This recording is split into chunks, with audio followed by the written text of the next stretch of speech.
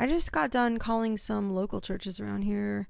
I decided I am going to make videos where I call these churches, even, nationwide. We all can do this, and talk to people at these churches and ask them questions about the Bible changes, Mandela Effect, and get them on camera admitting stuff, because that's what just happened. I wish I would have recorded the first conversation.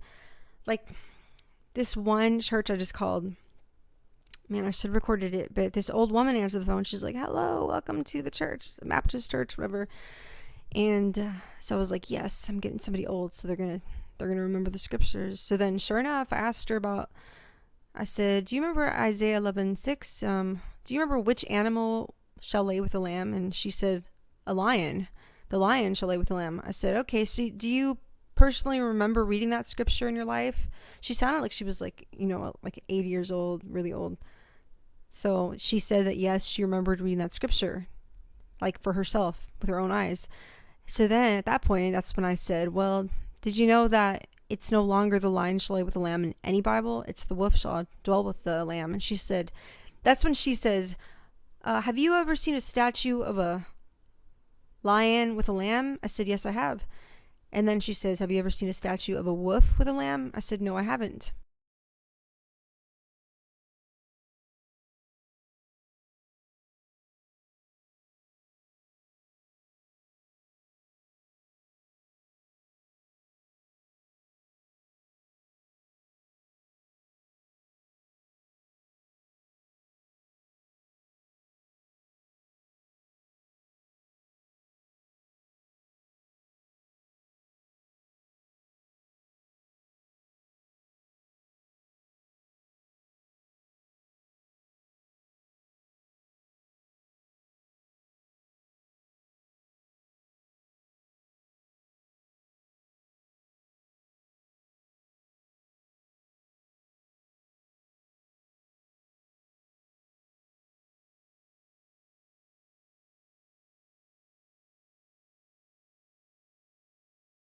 She said, well, there you go.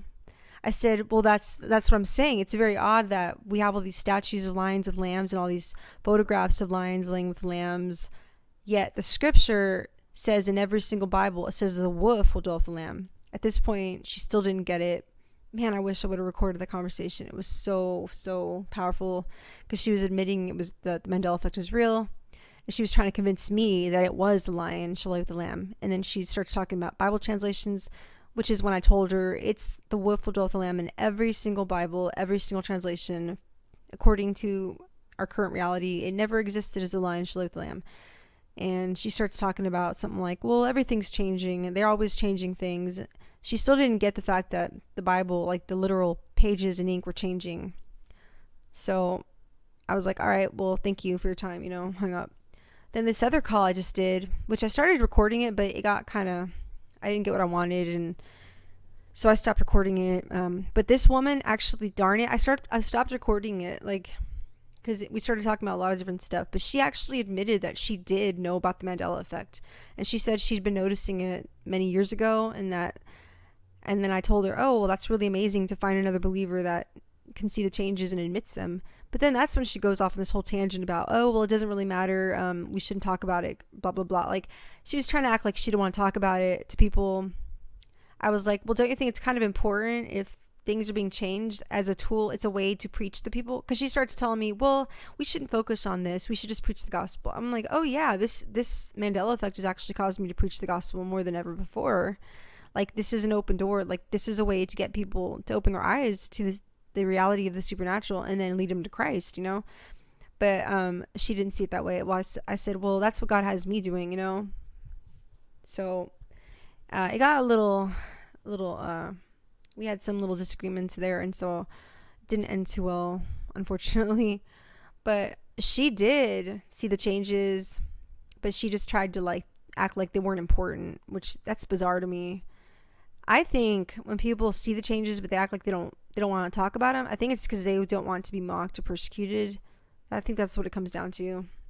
But honestly, this Mandela Effect is like one of the best ways to evangelize somebody.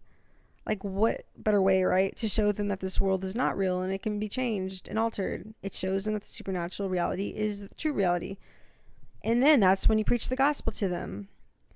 So yeah, I just wanted to make this little video here so let you guys know that I plan on making videos where I call churches like live on cam and ask them questions, and hopefully we can capture some more evidence of these churchgoers admitting what the scriptures used to say. So I don't know. I think it's like, I was thinking about going to actual churches and asking people, but I probably might do that. I probably will do that in the future, but for now I'm just going to make phone calls, and I think that'll be very interesting to see what we capture. All right, guys, have a blessed rest of your day or night.